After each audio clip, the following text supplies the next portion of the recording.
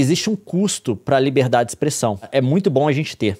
É muito bom, é uma conquista da nossa sociedade moderna. Isso, majoritariamente, é um fenômeno, atualmente, em sociedades ocidentais, né? De cultura ocidental, isso é inegável. Não que não tenha havido, tá? Eu tenho que fazer todo esse parênteses no passado, tá?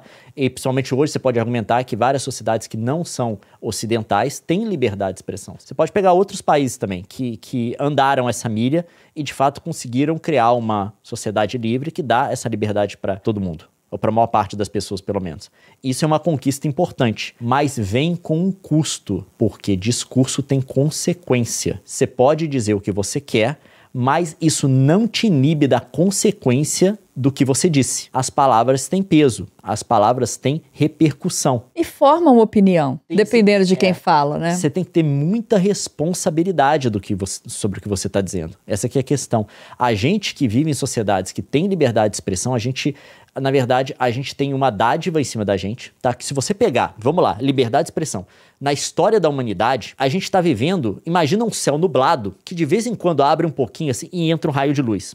Em poucos momentos. A história da humanidade é esse céu nublado. E esses poucos momentos em que abriu a nuvem e baixou um raio de luz, foram esses momentos em que a galera teve liberdade para dizer muito mais do que podia dizer em outros momentos. São coisas raras. São momentos muito delicados. A preservação desses momentos é delicada. E a gente vive nesses momentos agora. A gente está vivendo em um deles agora. Sim. A gente tem que preservar isso, mas tem que entender que isso implica numa responsabilidade muito grande para a gente. Muito grande. Pense direito em tudo que sai da sua boca. Pense nas implicações morais. Você não pode se isentar da repercussão, do impacto que as suas palavras têm na sociedade, principalmente se você tiver uma plataforma. Quando você fala, eu tenho liberdade, não é assim, você não pode me responsabilizar pela repercussão do que eu disse. É outra coisa. Você tem que pensar. Você tem que pensar e ter responsabilidade. E eu acho que é isso que a cultura do Twitter, como está sendo feita agora, é sobre isso que ela vai contra. Porque o Twitter cria uma plataforma em que você é encorajado a postar coisas sem pensar. Você não revisa, é a coisa do momento. E aquilo pode ter uma repercussão negativa muito grande, principalmente para muita gente. E a gente tem que lembrar que a gente vive num mundo em que existe racismo, existe misoginia, existe todos esses problemas para os quais a nossa fala pode contribuir. A liberdade de expressão, ela é tão preciosa, é isso que o Leon está falando, quando ele fala da responsabilidade. E quando você usa de uma forma que você violenta outros direitos preponderantes, no caso, a vida, você está contribuindo para que esse céu se feche de novo. Se você usa a liberdade de expressão para promover um ambiente de violência, você está contribuindo para perder a liberdade de expressão. A gente pode pegar exemplos históricos muito claros. Onde as pessoas tiveram abertamente liberdade para defender nazismo? Alemanha do entreguerras. Como é que terminou? Ah, não, a gente tem que deixar falar e, na verdade, a gente tem que vencer eles com argumentos. Colocar argumentos melhores, que as pessoas vão passar para o nosso lado. Você acha que não tinha ninguém capaz de argumentar na Alemanha do entreguerras? Você acha que entre os sociais-democratas, Partido do Centro, quem mais?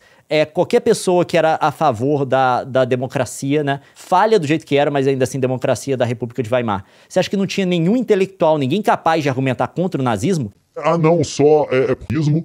Se você colocar argumentos bons contra o nazismo, elas vão ficar mais inteligentes e deixarem de acreditar, vão ficar espertas. Você pode argumentar contra e ter argumentos melhores, é assim que você vence o nazismo. Vou dar um exemplo claro para vocês. Quantas pessoas vocês conhecem mais inteligentes que Martin Heidegger, o filósofo?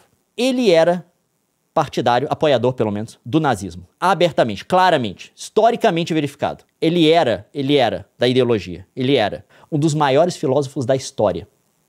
Viveu na Alemanha nesse período. Se você sentar com Martin Heidegger para tentar convencer ele, você não vai convencer. Por quê? As pessoas não se movem só por bons argumentos. As pessoas, você não vai chegar para ela assim e convencer ela por argumento de que uma coisa é melhor, colocar todos os argumentos para provar que algo é melhor que outro, e ela vai simplesmente aceitar. As pessoas se movem por razões irracionais também. E é para essas razões, por esses motivos irracionais que ideologias como o nazismo apelam. Você não vence o nazismo com bons argumentos. Senão ele não teria prosperado na Alemanha do entreguerras. Você tinha gente para argumentar e eles argumentaram. A questão é que o nazismo, ele apela para medos e preconceitos mais irracionais que a pessoa tem. Viscerais. A pessoa não pensa com o cérebro, pensa com as vísceras. Qual que é a minha opinião sobre essa coisa toda de liberdade de expressão, discurso nazista, essas coisas que a gente está vendo? Para mim é bem claro, porque entre um negócio aí, tem até uma discussão filosófica que é o paradoxo da tolerância, né? Em nome da tolerância, você tem que tolerar o intolerante? É todo um paradoxo, não é fácil delimitar. Os discursos que merecem participar de uma sociedade livre e os que não merecem. Mas eu tenho um conceito muito específico que é aí que entra toda a minha oposição a essa coisa de discurso de ódio, somente o nazismo, né? Vou colocar o nazismo como sendo, porque quando a gente fala de discurso de ódio é muito aberto, existem várias manifestações distintas. Mas quando você fala nazismo, é uma coisa mais ou menos coerente, que todo mundo sabe o que é, então é mais fácil para o diálogo. Eu acho que uma sociedade livre não pode permitir discursos que defendam o fim dessa sociedade livre. É isso. A partir do momento que o nazista está falando que esses grupos devem ser excluídos, não merecem participação política, tem que ser mortos, esse discurso deixa de ter direito de participar de uma sociedade livre. É isso. Esse é meu critério. Tá? A partir do momento que você argumentou contra a liberdade da sociedade, você perde o seu direito de fazer parte dessa sociedade. Eu sei que é paradoxo, você pode pegar e falar, você está argumentando pelo não direito deles então, mas não é esse o caso. Você tem um critério de avaliação, um metacritério, que se aplica a todo mundo. Esse é o meu ponto de vista. Por quê? A gente sabe que as pessoas não são movidas só por razão.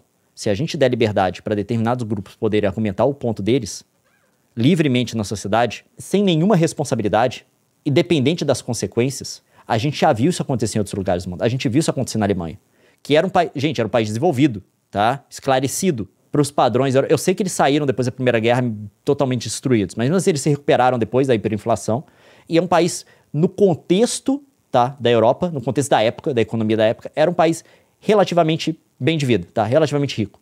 País poderoso. Eu acho que não tem nem o que falar. Até porque o nazismo é crime. No Brasil e em vários lugares do mundo.